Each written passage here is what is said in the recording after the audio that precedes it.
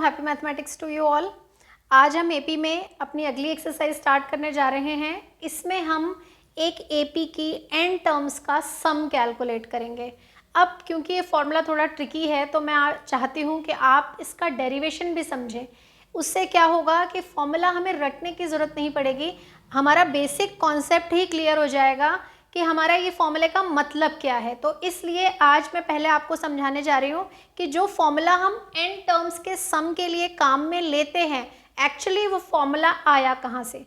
तो देखिए, ये तो मैं आपको पिछले कई वीडियोस में बता ही चुकी हूँ कि एपी कैसी होती है। फर्स्ट टर्म होती है जिसकी ए, उसकी सेकेंड टर्म होती है ए प्लस डी, थर्ड टर्म है ए प्लस 2d। और क्योंकि यहाँ पे हम बात कर रहे हैं एन टर्म्स की, तो जब हम लास्ट nth टर्म पे पहुंचेंगे तो वो बन जाएगी a plus n minus 1d।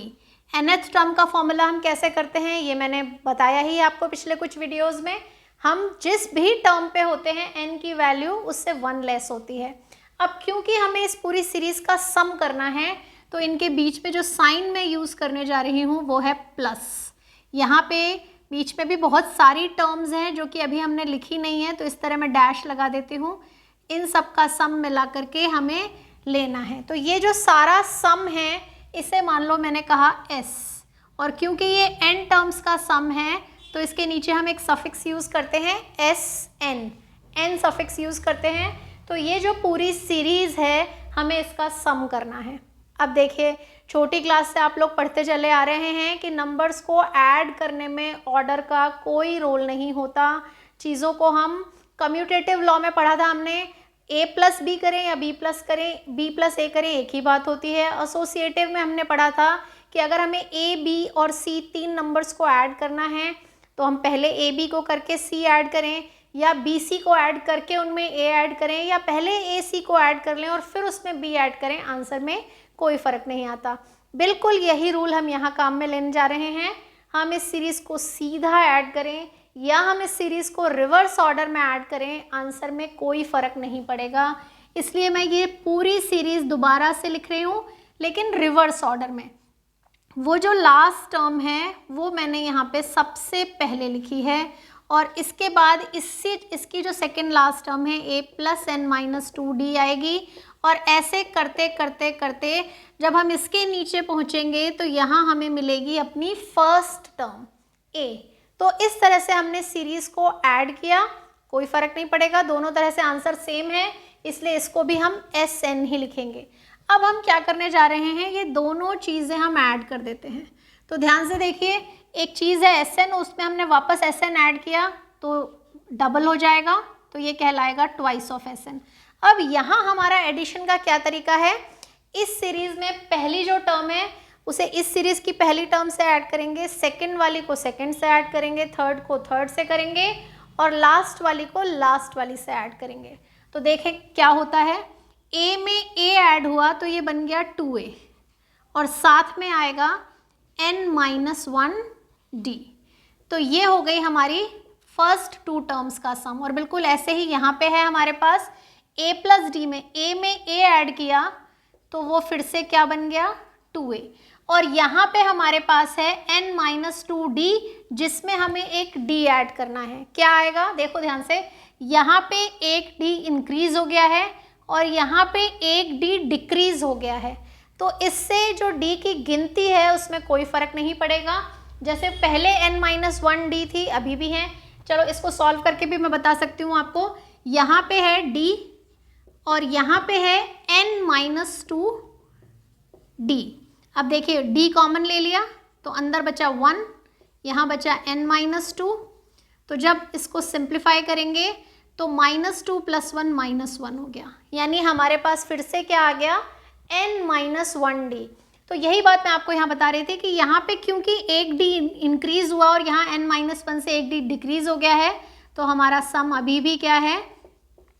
और ये जो पैटर्न है ये पूरी सीरीज़ पे अप्लाई होगा, यानी इस पैटर्न की वजह से हमें एक बात और पता चलती है कि अगर हमें एक सीरीज़ एपी दी गई है तो उसकी फर्स्ट और लास्ट टर्म का सम, फिर सेकेंड और सेकेंड लास्ट टर्म का सम, थर्ड और थर्ड लास्ट टर्म का सम सेम होता है।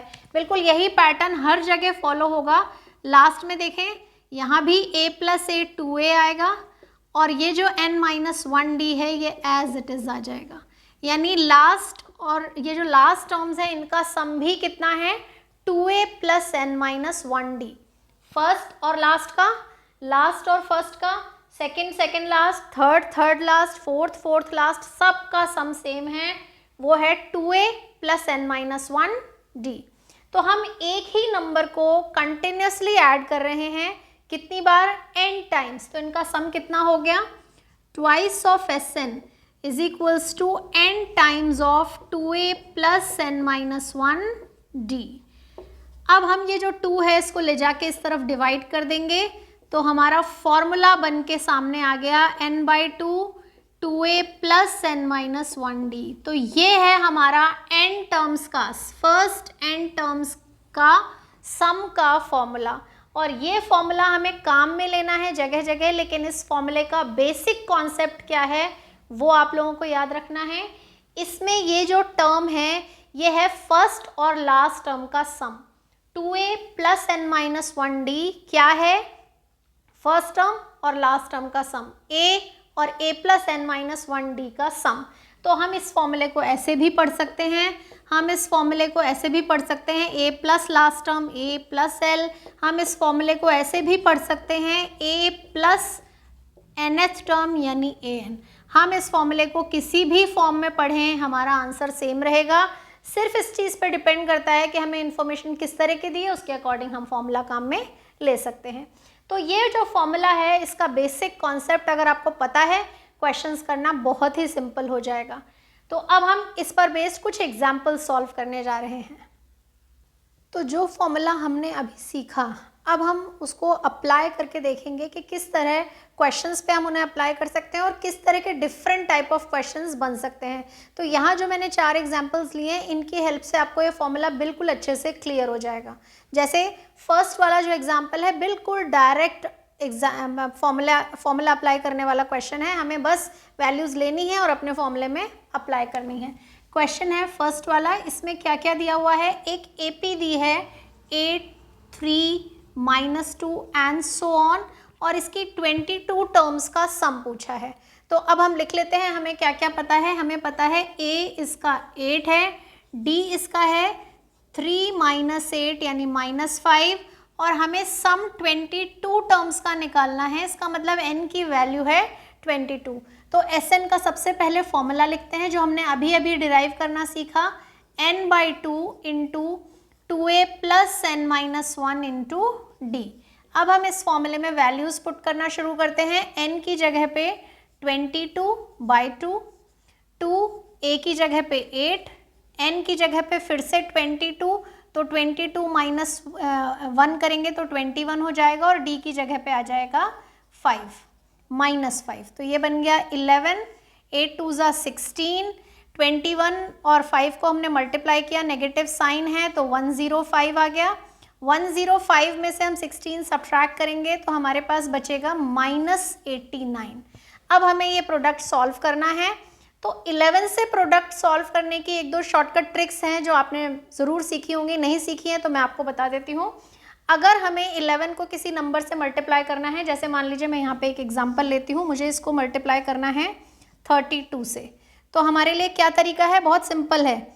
2 आएगा इधर, 3 आएगा इधर, और 2 और 3 के बीच में आ जाएगा सम, यानी प्रोडक्ट हो गया 352।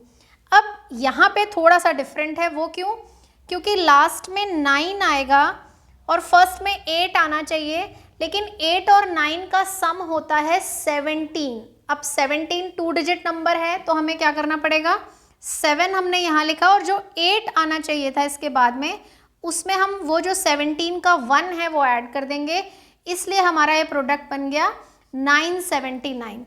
तो अगर आपको 11 से प्रोडक्ट का ये तरीका आता है तो बहुत अच्छा, नहीं तो ये बहुत अच्छी शॉर्टकट ट्रिक है, इससे आप अपने क्वेश्चंस को जल्दी सॉल्व कर सकते हैं।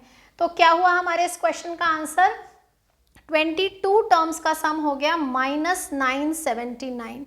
तो बहुत ही सिंपल क्वेश्चन था, सिर्फ वैल्यूज़ पुट करनी थी अपने फॉर्मूला में, लेकिन ऐसा ही सिंपल हो ज़रूरी नहीं है। यहाँ पे कितनी चीज़ें हैं, Sn, N, A और D, और इन चारों में से कोई भी 3 गिवन करके और एक हमसे पूछी जा सकती है। तो ज़रूरी नहीं है कि हमसे हमेशा SN ही पूछा जाए, हो सकता है हमें SN गिवन हो और कोई और चीज़ पूछी गई हो। जैसे कि नेक्स्ट क्वेश्चन है, नेक्स्ट क्वेश्चन जो क्वेश्चन नंबर 2 है, इसमें क्या कहा गया है, if the sum of first 14 terms of an AP is 1050, यानी हमें फर्स्ट 14 टर्म्स का सम दिया हुआ है। तो अब मैं इसे लिखूंगी कैसे, S, और क्योंकि 14 टर्म्स का सम दिया है तो उसके नीचे मैंने लिया 14, S14 इज इक्वल्स टू 1050। तो हर क्वेश्चन में सारी इंफॉर्मेशन जो गिवन है पहले उसे लिखना बहुत ज़रूरी है। तो S14 1050, इसके बाद उन्होंने कहा इसकी फर्स्ट टर्म A है 10 और उन्होंने हमसे पूछी है इसकी 20th टर्म।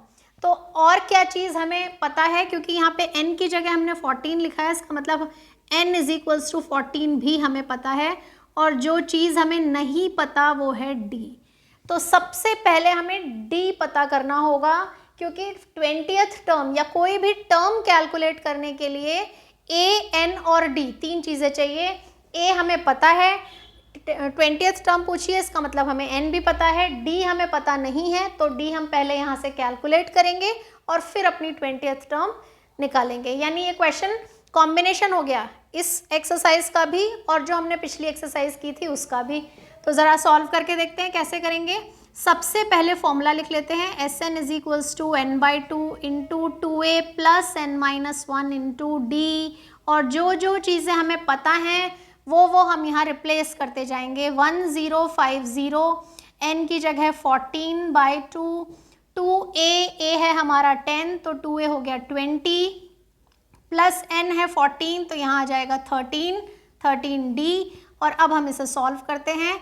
2 से मैंने ये 14 कट किया 7, और ये जो 7 यहाँ मल्टीप्लाई हो रहा है इसको ले जाके मैं इस तरफ डिवाइड कर देती हूँ। 1050 डिवाइडेड बाय 7, तो यहाँ बचा 20 प्लस 13D। जब मैंने 7 से इसको डिवाइड किया, 7 1 ज़ा 7, 3 बचेगा, 7 5 ज़ा 35, 150 आ गया। 150 में से ये 20 आके सब्ट्रैक्ट हो जाएगा, तो हमारे पास आ जाएगा 130, और फिर 130 को ये 13 भी डिवाइड कर देगा, तो इसका मतलब हमारे पास D की वैल्यू हो गई है 10। तो इस तरह जो अननोन D था वो हमने कैलकुलेट कर लिया। उन्होंने हमसे 20th टर्म पूछी है, तो A20 क्या होता है, A प्लस 19D। A हमें पता है 10 है, और हमें D भी पता चल चुका है वो भी 10 है, तो ये बन गया 10 प्लस 190 यानी कि 200। तो हमारी 20th टर्म क्या हो गई, 200। तो इस तरह से हमने जो नया फॉर्मूला सीखा है वो भी काम में लिया, और जो हमने लास्ट एक्सरसाइज में फॉर्मूला सीखा था वो भी हमारे काम में आया। तो इस तरह से हमने क्वेश्चन नंबर 2 सॉल्व किया। अब इस थर्ड वाले एग्जाम्पल में देखते हैं यहाँ क्या हो रहा है। यहाँ पे भी सेम वही बात है, सम गिवन है, 78 सम है, लेकिन कितनी टर्म्स का ये नहीं पता, यानी हमें n नहीं पता है। तो ज़रा देखते हैं क्या क्या पता है। क्वेश्चन नंबर 3 में एक सीरीज दी गई है 24, 21 एंड 18 सो ऑन। A पता है, इसका मतलब 24, D पता है 21 माइनस 24 यानी -3, और n हमारे लिए अननोन है, क्योंकि हमें n नहीं पता है तो हम n काम में नहीं ले सकते हैं। और हमें एक और चीज़ पता है कि एक सीरीज़ है जिसकी n टर्म्स का सम है 78। तो अब हम फिर से SN के फॉर्मूले में जो वैल्यूज़ हमें पता है वो रिप्लेस करते जाते हैं। तो SN की जगह मैंने लिखा n/2 2A plus n-1 into D is equals to 78। इधर मैं लाइन खींच देती हूँ जिससे हम डिफ्रेंशिएट कर सकें। n/2, A की वैल्यू है 24, तो 24 2 हो गया ये 48। हमारा जो D है वो है -3, तो जब हम उससे मल्टीप्लाई करेंगे -3 को n से तो -3n, -1 से करेंगे तो +3, दिस इज इक्वल्स टू 78। ये जो 2 है इसको मैं इधर क्रॉस मल्टीप्लाई कर देती हूँ, तो 78 इंटू 2 हो जाएगा 156, और यहाँ पे 48 और 3 हो गया 51, तो 3n को हमने n से मल्टीप्लाई किया -3n², और ये जो 51 है इसको n से किया तो 51n। अब हम क्या करेंगे, ये जैसे ही हमने इसको देखा यहाँ पे n² आया है, इसका मतलब ये क्वाड्रेटिक इक्वेशन फॉर्म हो गई है। तो हमें क्वाड्रेटिक इक्वेशन को स्प्लिटिंग द मिडिल टर्म से सॉल्व करना पड़ेगा, या फॉर्मूला से, जैसा भी पॉसिबल है। सबको पहले एक तरफ कर लेते हैं। तो 3n² पॉजिटिव हो गया, अगर मैं उधर भेजूँ 51n नेगेटिव हो जाएगा और 156 आ गया। अब इस पूरी इक्वेशन की खास बात है, सारे नंबर 3 से डिवाइड हो रहे हैं, तो हम एक 3 कॉमन लेके इसको डिवाइड कर देते हैं। n² - 17n, और ये बन गया 52। अब हमें 52 के ऐसे फैक्टर्स चाहिए जिनका सम 17 हो। अब 52 अगर आपको याद हो 13 की टेबल में आने वाला नंबर है, 13 4 ज़ा 52, और 13 और 4 का सम भी कितना होता है, 17। इसका मतलब अगर मैं इसको स्प्लिटिंग से सॉल्व करूंगी तो इसके 2 स्प्लिट बनेंगे, 13 और 4। तो हम इसको लिखते हैं n² - 13n -4n + 52, n common लिया, n - 13, -4 कॉमन लिया, n - 13, और n - 13 कॉमन ले लिया तो n - 4। इसका मतलब अगर हमें ये सम 78 करना है तो हमारे पास 2 पॉसिबिलिटीज़ हैं।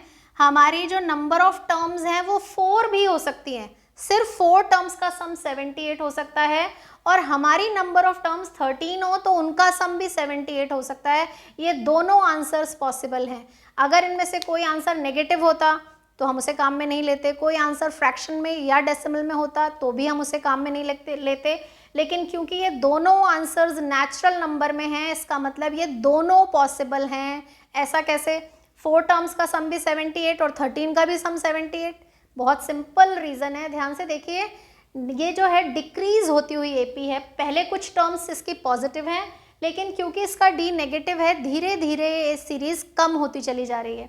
तो पहले 4 टर्म्स तक का जो सम है वो 78 हो गया, लेकिन उसके बाद कुछ टर्म पॉजिटिव और कुछ नेगेटिव होंगी, तो 5th से लेके 13th टर्म तक जो टर्म्स हैं उनका सम, क्योंकि उसमें कुछ पॉजिटिव कुछ नेगेटिव हैं, तो 5th से 13th तक का सम 0 हो गया।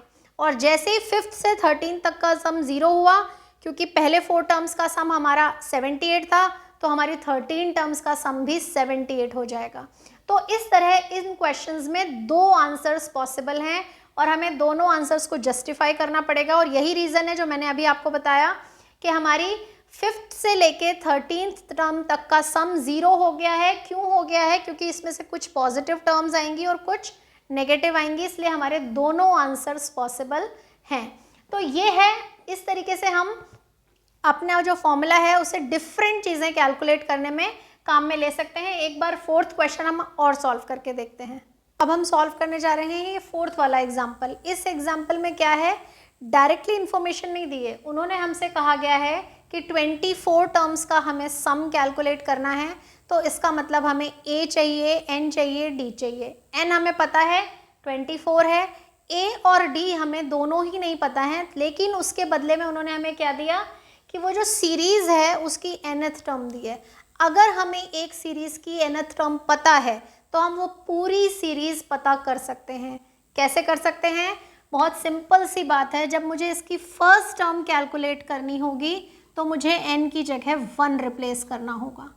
जैसे ही मैंने यहाँ 1 रिप्लेस किया, हमारी फर्स्ट टर्म आ गई 5, यानी कि इस सीरीज़ की पहली टर्म a क्या है 5। अब मुझे इसकी सेकेंड टर्म चाहिए, तो मैंने n की जगह पे 2 रिप्लेस कर दिया। 2 2 ज़ा 4, 4 + 3 7, यानी मुझे इसकी सेकेंड टर्म मिल गई है, वो कितनी है 7 है। इसी तरह मैं थर्ड टर्म भी कैलकुलेट कर सकती हूँ। 3 + 2 × 3, 3 2 ज़ा 6, 6 + 3 9, तो थर्ड टर्म 9 हो गई। तो पूरी सीरीज हमें पता चल गई 5 7 9 एंड सो ऑन। अब हमें इससे लिखना है कि a क्या हुआ इस सीरीज़ का, तो हमारी सीरीज़ का a है 5, हमारी सीरीज़ का d है 7 - 5 यानी कि 2।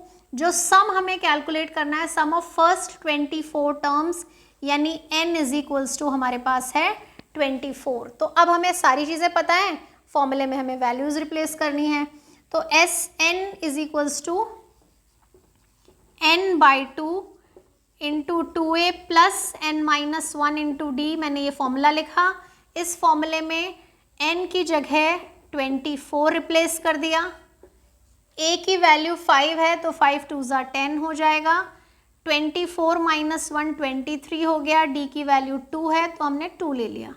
इसको मैंने सॉल्व किया, 12 आ गया, यहाँ पे 10, 23 2 ज़ा 46, तो 12 इंटू 56 हो गया।